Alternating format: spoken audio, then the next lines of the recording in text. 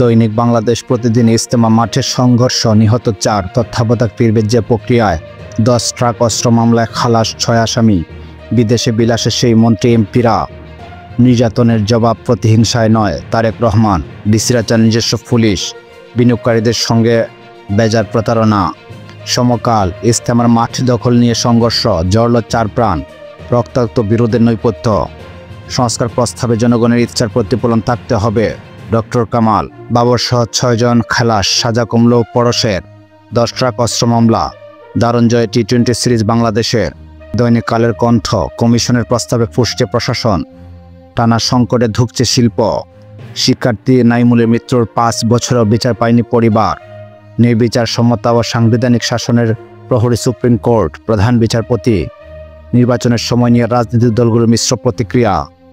দৈনিক প্রথম আলো, বেওয়ারিশ হিসাবে দাপন, পরিচয় শনাক্তের চেষ্টা কম। এবার ধবল ধুলাইয়ের চোখ বাংলাদেশের। টি-20 সিরিজ ওয়েস্ট ইন্ডিজে তাবলিগের বিরুদ্ধে 4 প্রাণহানি, সংস্কারের সুপারিশ নিয়ে প্রশাসন, শিক্ষা ও স্বাস্থ্য ক্ষোভ। দৈনিক যুগান্তর, 10 ট্রাক অস্ত্র মামলায় হাইকোর্টের রায়, বাবর সহ 6 জন খালাস, পরশের যাবজ্জীবন। টঙ্গী ইজতেমা মাঠের সংঘর্ষে নিহত 3, আহত শতাধিক। তাবলিগের জুবায়ের ও সাতপন্থীদের বিরোধ, 31 দফা বাস্তবায়ন করে নির্যাতনের জবাব দেব তারেক রহমান। দৈনিক ইত্তেফাক, ইজতেমা মাঠে সাদ ও জুবায়ের পন্থীদের সংঘর্ষ, নিহত 4। চতুর্থ কিস্তির 64 কোটি 50 লাখ ডলার ছাড়ে সম্মত IMF। সাতপন্থীদের ইজতেমা করার সুযোগ নেই, মাওলানা মামুনুল হক।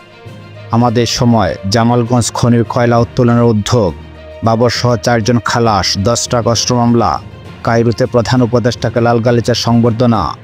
ইজতেমা মাঠে তাবলিগের দুপক্ষের সংঘর্ষে নিহত 4।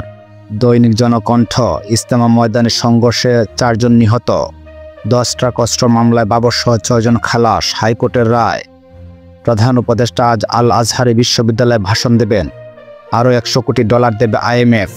দৈনিক নয়া দিগন্ত, বাবর সহ 6 জন খালাস, পরশের যাবজ্জীবন, খালাস পেলেন নিজামীয়।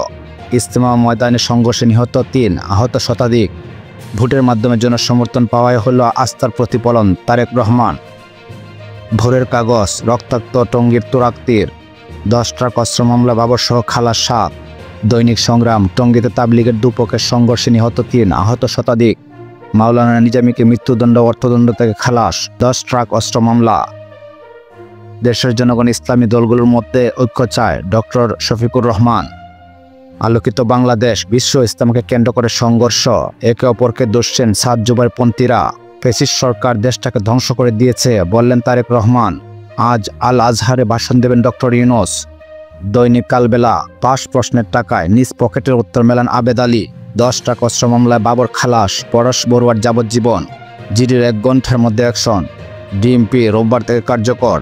4 জন নিহতের পরে ইজতেমা মাঠে সমাবেশ নিষেধাজ্ঞা। দৈনিক দেশ রূপান্তর, রক্তাক্ত ইজতেমা ময়দানে 4 লাশ, 2 গ্রুপের বিরোধে যে কারণে 4 থেকে 6 মাসের মধ্যে নির্বাচন সম্ভব। পুষ্টিহীনতার সংখ্যায় এখনও মধ্যবিত্ত। ক্যান্সার টিকা তৈরি করল রাশিয়া। মৃত্যুদণ্ড থেকে বাবর খালাস, যাবজ্জীবন পরশের।